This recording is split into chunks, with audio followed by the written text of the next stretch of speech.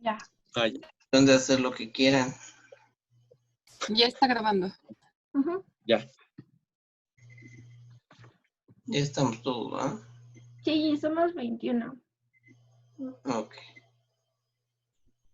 ¿Empezamos? Bueno, nosotros somos el equipo 4 y les vamos a hablar de dos enfermedades principalmente, la anemia drepanocítica y talasemias. La siguiente, por favor, Ari. Vamos a ver que esto va a ser parte de un conjunto de enfermedades, las cuales van a estar denominadas hemoglobinopatías, las cuales son de un carácter hereditario y que tienen como consecuencia una estructura normal en una de las cadenas de globina, de las moléculas de hemoglobina. Vamos a ver que estas están extendidas por todo el mundo y que cerca del 5% de la población mundial es portadora de genes causantes de hemoglobinopatías. Tener en cuenta también que en el mundo hay más portadores que heredan el gen de las talasemias que para drepanocitosis y que el 70% es de África y igual también llega a haber un porcentaje muy alto en Asia. Ya entrando tal cual al tema de anemia drepanocítica, vamos a ver que esta se debe al estado homocigoto de hemoglobina, que va a ser SS. Y esta se debe por la producción de una hemoglobina mutante, como se acaba de mencionar, hemoglobina S, que es el resultado del reemplazo de una adenina por la timina en el codón del DNA, que vamos a ver que es un cambio que va a estar un GTG en lugar de un GAG, o sea que va a codificar el ácido glutámico en la posición 6 de la cadena beta de la globina, que se va a sustituir por una valina. Y bueno, en algunos libros se llega a mencionar que esto es como una ventaja genética porque protege al portador heterocigoto del paludismo, del Plasmodium falciparum. La siguiente, por favor. Vamos a ver que en la etiología y la patogenia, las moléculas de desoxihemoglobina S tienen gran tendencia a la agregación y formación de polímeros por una salida de potasio, es decir, que va a haber una regulación anormal de la homeostasis catiónica dentro de la hemoglobina. Esto modifica las propiedades biofísicas del eritrocito, haciéndolos menos deformables y más susceptibles a la adherencia al endotelio. Y bueno, con su forma, pues, como característica, que es forma de hoz o de media luna. Tenemos que tener en cuenta que esta agregación y formación de polímeros, primero, es reversible, o sea, es como que está saltando polímeros, agregando polímeros, y así hasta que llega a ser irreversible el proceso, y en lo cual pues también va a depender de muchos factores que van a estar dentro del ambiente en la sangre. En cuál está la concentración de hemoglobina intracelular, la presencia de hemoglobinas distintas a la hemoglobina S, hablando de hemoglobina F, que esta habla que es como un factor protector y que no deja de que se formen las hemoglobinas S, una presión parcial de oxígeno en la sangre, que va a ser alrededor de 40 milímetros de mercurio. Esto lo tenemos que tener en cuenta porque ahorita en la fisiopatología se menciona que se forman más dentro de la sangre venosa y como sabemos, en la sangre venosa su presión parcial de oxígeno es de 40 milímetros de mercurio. Se habla de un pH, la temperatura e infecciones que van a activar el canal de Gardos. Y bueno, las células falciformes van a conducir a estasis vascular, lesiones quísticas y aumento de la viscosidad de la sangre microvascular. A su vez, al tener estos cambios, van a hacer que la liberación de oxígeno se haga con más facilidad que la hemoglobina A, con lo cual va a llevar a una desviación de la curva de disociación del oxígeno de la hemoglobina a la derecha. Bueno, y como les mencioné, pues entonces vamos a ver que los drepanocitos, que así van a ser llamados las eritrocitos cuando son deformados, quedan atrapados de manera predominante en el flujo bajo el lado venular de la microcirculación, como les mencioné, por los factores que se llegan a dar, y eso va a aumentarse en la vasoclusión por la adherencia de los eritrocitos. O sea, como les mencioné que van a ser más susceptibles a la adherencia al endotelio, va a haber una vasoclusión por la adherencia de estos y que a su vez se le van a unir reticulocitos y glóbulos rojos poco deformados al endotelio. Esta obstrucción va a causar hipoxia local, mayor formación de polímeros de hemoglobina S y extensión de la obstrucción de los vasos adyacentes. Esto es básicamente porque entendí que cuando se hace esta polimerización, igual el grupo hemo se va a liberar y va a ser alejado en la membrana del eritrocito, con lo cual se llegan a formar especies reactivas de oxígeno, que esto van a dañar los componentes lipídicos y proteicos de la membrana, con lo cual lo va a hacer más susceptible a hemólisis. Y esta hemólisis va a ayudar igual a que, la siguiente por favor, Ari. Esta hemólisis grave que va a padecer la membrana del eritrocito va a ayudar a una liberación de hemoglobina, como les mencioné, que igual va a ayudar a que se dé fagocitosis del óxido nítrico. Como sabemos, el óxido nítrico tiene propiedades pues, vasodilatadoras, antiinflamatorias y de antiadhesión. Y bueno, con la difusión endotelial y aumento de la adherencia de las células falciformes. Como les mencioné, como va a haber una disminución de óxido nítrico, vamos a ver que va a haber una sobreestimulación inflamatorias que conducen a la activación de los neutrófilos y monocitos, así como del endotelio, con un aumento de la adhesión de leucocitos y eritrocitos que va a resultar en una mayor vasooclusión. La siguiente, por favor. Y bueno, ya que tenemos la fisiopatología, que pues, vemos que lo principal es la oclusión que va a producir tan grande, vamos a ver que las manifestaciones clínicas, primero, en el recién nacido va a estar protegido durante las primeras 8 a 10 semanas por el porcentaje de hemoglobina F que se presenta, y como les mencioné, pues es un factor como protector. Aunque no entendí bien por qué nada, decía que no dejaba que se formaran, pero bien no había entendido por qué. Y el 33% de los pacientes van a cursar primero asintomáticos, y aunque el cuadro clínico es de un individuo estable por largos periodos de tiempo, que se va a interrumpir por una crisis en niños o adultos. La hemoglobina fetal es un protector de la hemólisis, tanto en anemia drepanocítica como en talasemias. Entre más alta esté elevada la hemoglobina fetal, hay menos hemólisis. Parte del tratamiento de la hidroxiurea que les comentaba ayer en la anemia drepanocítica es aumentar la cantidad de hemoglobina fetal, y con eso disminuye las crisis tanto hemolíticas como trombóticas y demás de la enfermedad. Entre más alta esté la hemoglobina fetal, menos riesgos hay de crisis hemolítica. Ok. Muchas gracias, doctor. Y casi siempre hasta después de los 6 meses empiezan las manifestaciones clínicas, que es cuando se cambia totalmente la sangre de la sangre del feto a la sangre de ya adulta, pues. Sí. Bueno, vamos a ver que las manifestaciones se van a dividir principalmente en crisis. La primera que les vamos a mencionar es la crisis de infarto, que estas suelen ser las más comunes y que llegan a tener como una frecuencia de casi diario anualmente. Esta se va a presentar en cualquier parte del cuerpo, hablando principalmente de huesos. Se dice que es de la médula ósea, de las costillas, el esternón, los cuerpos vertebrales y la pelvis. A su vez, se puede presentar en tórax, abdomen, que en el abdomen vamos a tener una oclusión de vasos mesentéricos, que al rato les voy a mencionar, que llega a confundirse con abdomen agudo. Y el vaso, que alrededor de los 6 o 8 años llega a estar autoesplegnotomizado.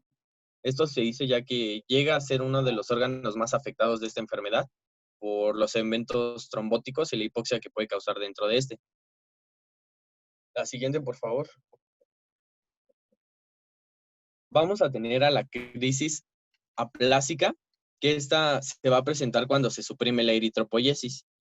Esto se va a dar principalmente por las infecciones, en la cual la que hablan principalmente es la del parvovirus B19, ya que esta tiende a ser citotóxico para los precursores eritrocitarios, y esto suele provocar este tipo de crisis, por lo cual, como les dije, va a atacar o va a destruir a los precursores eritrocitarios, y a su vez, como sabemos, por esta enfermedad va a tener una sobrevida del eritrocito muy reducida enormemente, por lo cual va a haber una disminución temporal de la eritropoiesis que se va a manifestar de inmediato como descenso dramático en la concentración de hemoglobina, lo cual va a dar una reticulopenia que va a estar dada de 7 a 10 días de duración, en los cuales sus valores van a ser de 0.5 a 1.5%. ¿Sí me entendieron?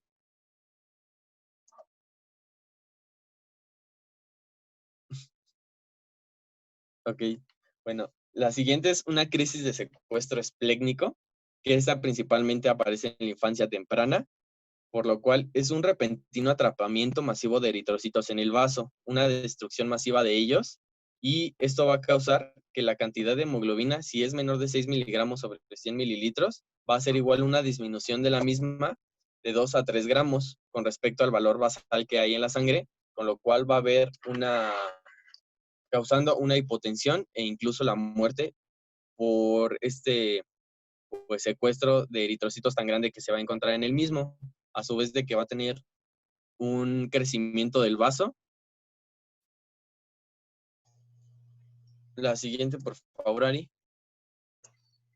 Ahí se obstruye la vena esplénica y nada más empieza a entrar sangre en el vaso, entonces empieza a crecer y crece hasta que llega hasta la cicatriz umbilical, entonces le caben hasta 1 o 2 litros y en un adolescente pues es prácticamente toda su sangre, entonces sí puede ser hasta fatal el secuestro esplénico en los pacientes.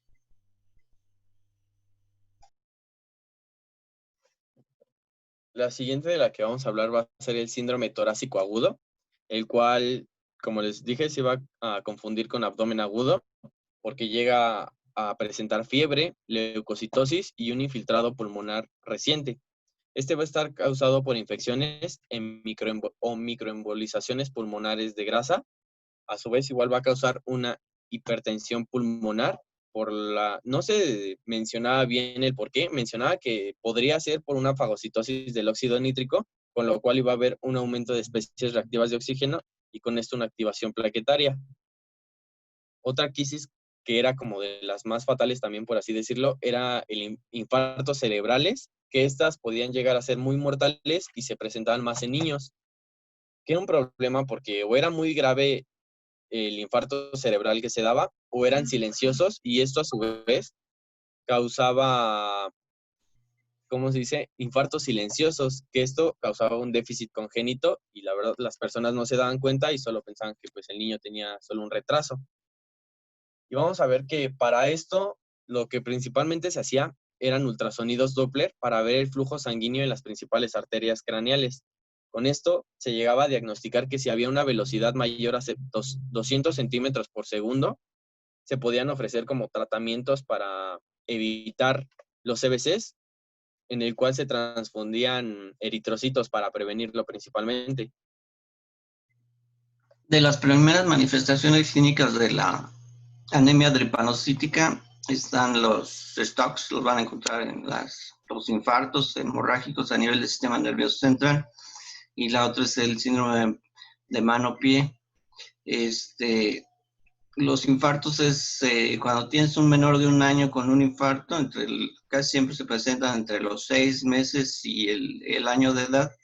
Los infartos cerebrales no son tan frecuentes. Bueno, la población que tenemos en México no es tan alta de afromexicanos, digamos, pero sí se llegan a presentar. Uno de los diagnósticos diferenciales, el del que tienes que descartar primero, pues es la anemia drepanocítica cuando tienes un infarto cerebral en algún paciente, antes de una trombofilia, alguna deficiencia de proteína C, proteína S, o resistencia a la proteína C, que son otras causas, o deficiencia del factor 12, que te pueden dar infartos en niños, pues. Gracias, Bas. Ok. El siguiente vamos a hablar del sistema genitourinario, en el cual hablaba de que en la médula renal, por sus características hiperosmolares e hipóxica, va a predisponer a cambios falciformes, lo cual por los mismos taponamientos que va a haber dentro de la médula, vamos a ver que va a causar hipostenuria, necrosis papilar y hematuria y priapismo en el 30% de los casos. Y se hablaba de que en los lactantes se llegaba a presentar por hiperfiltración glomerular, pasando primero por microalbuminuria, proteinuria hasta llegar a una enfermedad renal crónica en los lactantes o una enfermedad renal una enfermedad renal. Y bueno, también vamos a ver que van a estar afectados el ojo, porque va a haber neovascularización posterior por una obstrucción de los vasos de la retina y esta va a causar una retinopatía proliférica. Y mencionaban que bajo ciertos tratamientos podía haber una regresión espontánea del 60% de los casos, pero que de todos modos sí era pues común que se formaran las retinopatías proliferativas. La siguiente, por favor. En el sistema musculoesquelético vamos a ver que los niños de menor edad tienden a ser de estatura baja y que en la pubertad se retrasa, pero el crecimiento se representa en la adolescencia tardía. Y bueno, que se va a presentar una hiperplasia eritroide de la médula ósea, resultado principalmente de una ampliación de los espacios medulares y del adelgazamiento de la corteza. O sea, vamos a ver que va a haber como un crecimiento de esta y una deformación, la cual vamos a decir que se va a llamar columna de bacalao. Y lo que mencionaba el doctor era de que se encontraba la enfermedad de mano-pie o síndrome de mano-pie, el cual era porque los niños resultan afectados por la dactilitis. Y esta se presenta hasta los 4 años de edad y esta está causada por necrosis avascular y que los adolescentes presentaban necrosis avascular, sobre todo en la cabeza femorales y humorales, que estas llegaban a necesitar un reemplazo.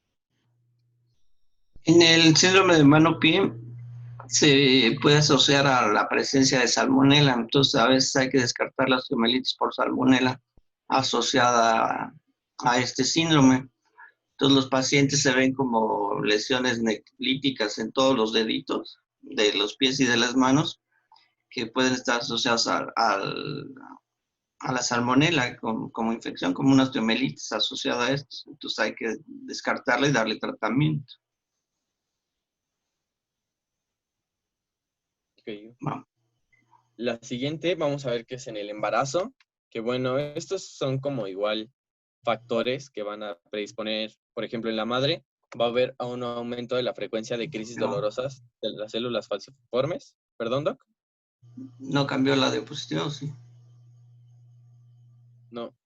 Ari, ¿puedes cambiarla, por favor?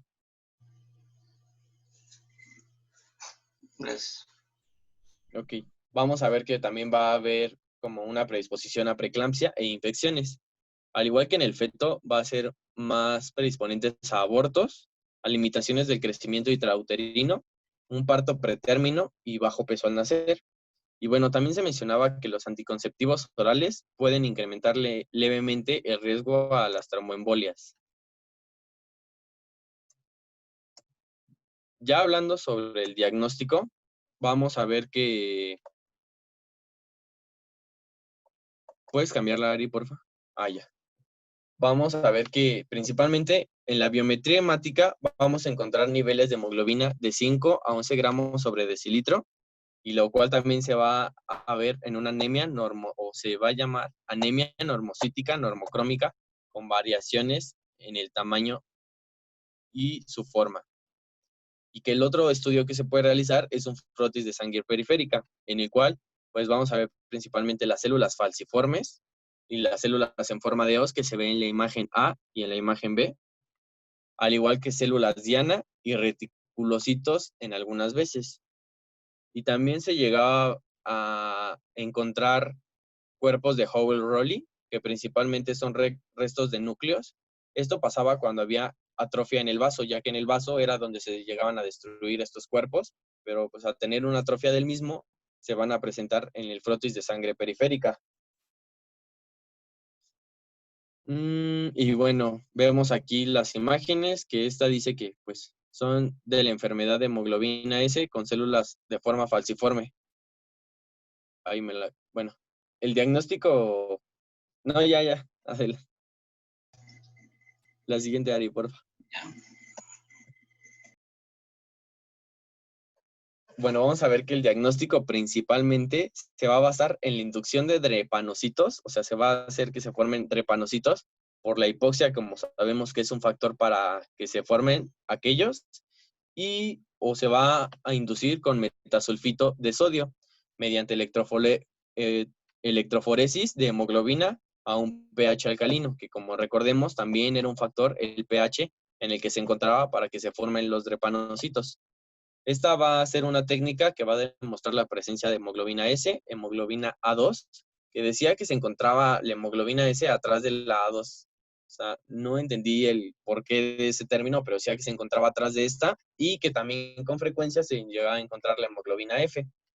Vamos a ver que principalmente la función pronóstica de los leucocitos es con un recuento alto en la biometría hemática, y esto va a ayudar a predecir la gravedad y la mortalidad de la drepanocitosis, o sea, de la enfermedad. Y bueno, también hablaban de que el diagnóstico prenatal se basaba en técnicas de secuencia y amplificación del DNA, que iba a ser por muestra de las vellosidades coriónicas obtenidas por una biopsia, pues en el embarazo. La siguiente, por favor. Vamos a ver que ya para el tratamiento vamos a tener medidas no específicas, en la cual vamos a tener que se van a hablar de evitar los factores desencadenantes de la crisis, que ya se los mencioné, los que las desencadenaban, pero hablaban de evitar deshidratación, infecciones, la anoxia, estasis circulatoria y exposición prolongada al frío. Entendí que la exposición prolongada al frío era por la vasoconstricción que se daba en los vasos al estar en ese tipo de situaciones, y que eso a su vez también ayuda a la formación de los drepanocitos, la vasoconstricción. Y bueno, vamos también a administrar vacunas. Decía que contra el neumococo y meningococos, por el daño esplécnico que se tenía y que tenía más susceptibilidad a tener estas enfermedades. También al Haemophilus influenzae y a niños y adultos. Y que si había una enfermedad o que si la persona llegaba a presentar fiebre, llegaba a presentar síntomas, se daba una profilaxis con penicilina, o se empezaba con eso antes en lo que llegaban los resultados de qué era lo que tenía la persona en realidad, y que se administraba a los 6 años o cuando el vaso dejaba de ser funcional. Aquí, de los factores desencadenantes también que hay que evitar son los viajes.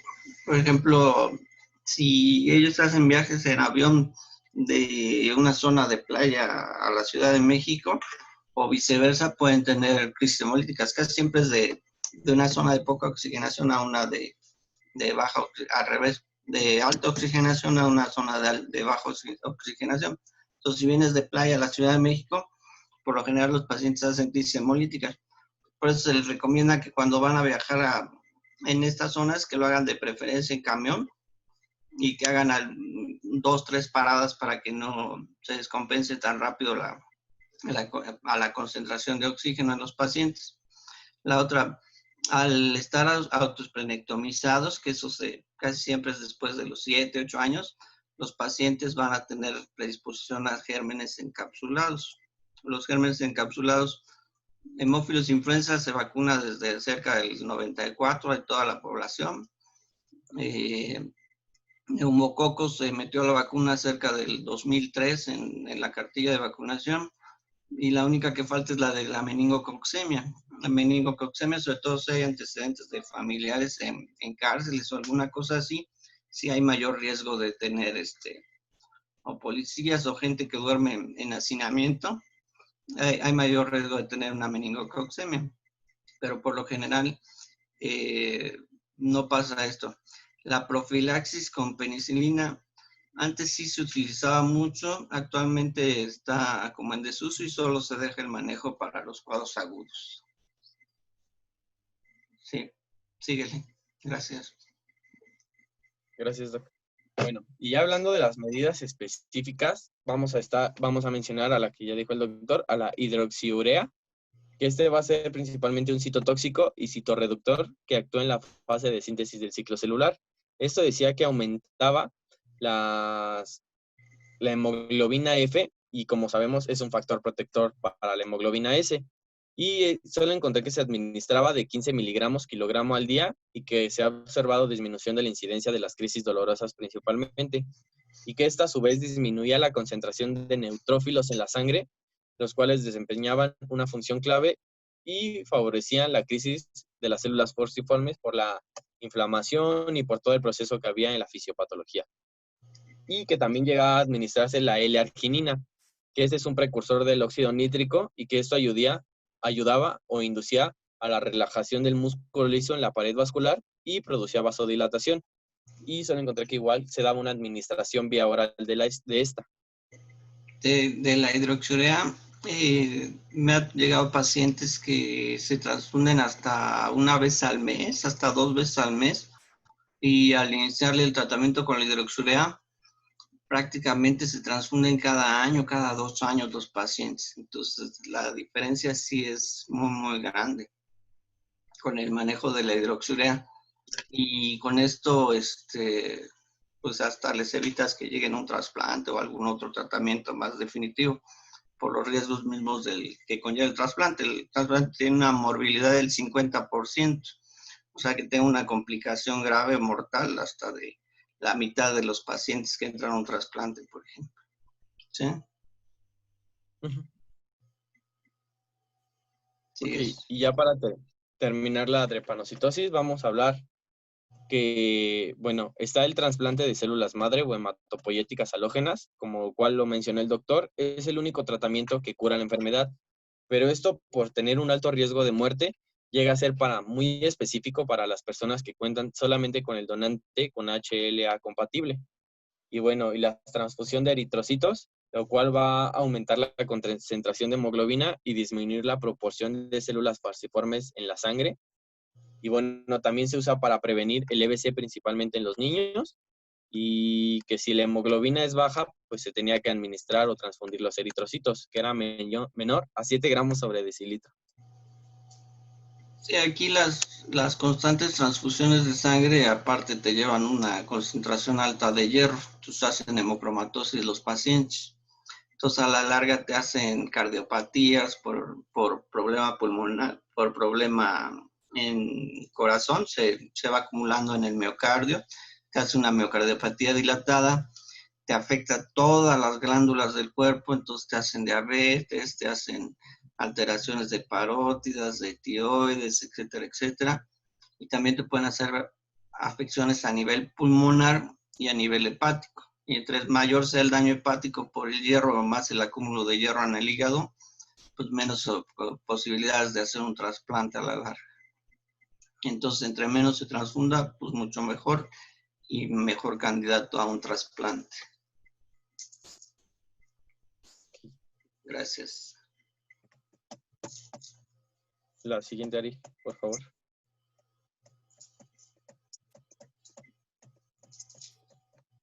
Las semies. ¿Ahí me escuchan bien? Sí, yo creo que sí. ¿Cuánto queda de tiempo? 8 minutos. 8 minutos, ok. Si quieres empezamos y ya le... Si me escuchan cortado o así, me avisan, por favor. Bueno, vamos a empezar con las talasemias. Principalmente vamos a ver qué es. Va a ser un grupo de trastornos. Cada uno va a ser resultado de un defecto hereditario de la tasa de la síntesis de una o más cadenas de globina. Esto hace un desequilibrio que va a ocasionar eritropoiesis ineficaz, producción defectuosa de hemoglobina, precipitado de hemoglobina en el eritrocito, hemólisis y una anemia de grado variable dependiendo de la talasemia que se tenga. Bueno, para todo esto tenemos que saber qué es la hemoglobina. Esta va a ser una proteína formada por 4 cadenas de combinación de 2 pares de globina, forman las hemoglobinas. Consiste en 2 pares separados de las cadenas de globina idénticas. En el cromosoma 16 vamos a tener las cadenas alfa y zeta, que son las cadenas cortas, y en el cromosoma 11 la beta, gamma, epsilon y delta, que son las cadenas largas. En el humano, la hemoglobina normal se va a encontrar un par de cadenas alfa, y la alfa se puede combinar con cadenas beta, delta y gamma. Bueno, estos son los tipos de hemoglobina. Los Gower 1 y 2, la Portland va a ser en el saco embrionario, la fetal principalmente va a ser la que está en la vida fetal, y en el adulto va a ser la A y la A2. En el adulto se va a tener el menos del 1% de hemoglobina fetal y el 97% va a ser del adulto, o sea, la A, y 2.3% va a ser de A2. En la vida fetal va a predominar la hemoglobina fetal y en la embrionaria va a ser la Gower 1, 2 y Portland hasta la 8ª semana de la vida intrauterina. Bueno, la globina beta se va a producir en bajos niveles iniciando la semana 6 hasta la 8ª semana de la vida fetal, pero hasta la semana 36 va a disminuir esta o va a aumentar, y la globina gamma se va a producir en niveles altos y de manera continua hasta la semana 36 se va a declinar su desarrollo. Al nacimiento, la producción de la globina beta y de la globina gamma va a ser muy similar hasta la edad de 1 año de vida, y la producción de la globina gamma va a presentar menos del 1% de la producción total de las globinas no alfa. La síntesis de la hemoglobina total se puede reactivarse en adultos cuando puede haber un estrés hematopoyético. Bueno, ya sabiendo todo esto de la hemoglobina, vamos a tener que la talasemia no va a ser solamente una enfermedad, va a ser un grupo de trastornos de la síntesis de una o más cadenas de las globinas, que va a desarrollar un desequilibrio en la síntesis de las cadenas y la producción de la hemoglobina defectuosa y el deterioro de los eritrocitos. Generalmente va a estar afectada la síntesis de la cadena alfa o beta de la hemoglobina A, y las talasemias se van a diferenciar en diferentes tipos dependiendo qué cadena va a estar afectada. Vamos a tener las formas de los tipos de talasemia. La primera va a ser la talasemia beta, que van a pertenecer a dos grupos principales. La talasemia beta 0, que va a tener una ausencia total de la producción de la cadena beta, y la talasemia beta más, que va a tener una deficiencia parcial de la producción de la cadena beta. Estas van a tener una característica distintiva de las formas frecuentes de las talasemias por la elevación de la hemoglobina A2 en los heterocigotos. También vamos a tener la talasemia beta delta. Estas pueden ser heterogéneas.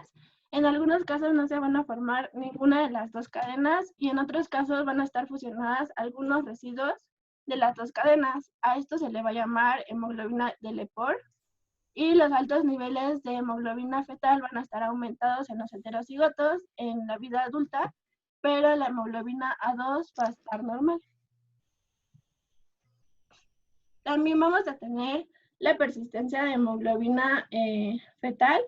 Esto va a ser genéticamente heterogéneo. Se va a caracterizar porque en la vida adulta va a tener persistencia de la hemoglobina fetal, más del 1% que habíamos quedado, y va a carecer de la significancia clínica, casi no va a tener signos clínicos, pero solamente puede tener cambios talasémicos leves. Y también vamos a tener la talasemia alfa. Estas suelen ser causadas en la deleción de uno o más de los 4 genes de las cadenas alfa. Estos se van a designar como dependiendo qué tipo de loci de globina del alfa esté perdido en el croma 16. Por ejemplo, si uno está perdido, se va a designar una A o un alfa con una rayita, y si ambos están perdidos, se va a asignar la A una rayita, guión a una rayita, o como se presenta aquí, dependiendo cuál esté perdido, qué cadena esté perdida o qué cadena esté ausente, se va a representar como lo puse aquí. Y también se pueden originar otros mecanismos en esta talasemia, como es una cadena de alfa elongada debido a una codón de terminación mutado. A esto se le va a llamar hemoglobina constant spring, o a mutaciones de sentido equivocado o sin sentido. Bueno, la fisiopatología va a depender, dependiendo de la talasemia que se tenga. Principalmente va a ser un tipo de fisiopatología que es la más importante, que sería la síntesis desequilibrada de cadenas de globina. En la talasemia beta homozigota va a tener una ausencia de síntesis o una síntesis disminuida en forma desmenuzada de hemoglobina beta, lo que resulta un eritrocito hipocrómico y microcítico. También va a tener una eritropoiesis ineficaz y hemólisis, y también va a manifestar cosas clínicas que van a aparecer después del cambio neonatal de las cadenas gamma y de la cadena beta. También en la talasemia beta heterocigota va a haber una frecuencia de leve anemia hipocrómica microcítica con hemoglobina A2 elevada, hay inclusiones eritrocitarias que van a contener cadenas beta precipitadas, así como el exceso de las cadenas alfa. Y en la talasemia alfa va a ser una producción defectuosa de cadenas alfa que van a ser manifestaciones en la vida fetal y en la vida adulta. Y en el recién nacido, el exceso de cadenas gamma puede llegar a formar homotetrámeros de cadenas gamma, que estas van a ser designadas como hemoglobina de Bart. Y también se pueden formar hemotetrámeros de cadenas beta, que va a ser la hemoglobina H. Estos tipos de hemoglobina van a ser una forma de alfa-talasemia de moderada a grave, creo que son las más graves de la talasemia alfa, y estas se van a presentar principalmente porque va a haber una anemia microcítica, hipocrómica y hemolítica pronunciada. Y también, como va a haber estos homotetrámeros y son solubles, van a precipitar en un grado significativo, lo que va a haber una eritropoiesis ineficaz, pero va a ser más leve que en una talasemia beta. Y el defecto de la síntesis de hemoglobina va a conducir a las células hipocrómicas microcíticas. También puede ser, bueno, lo que les mencioné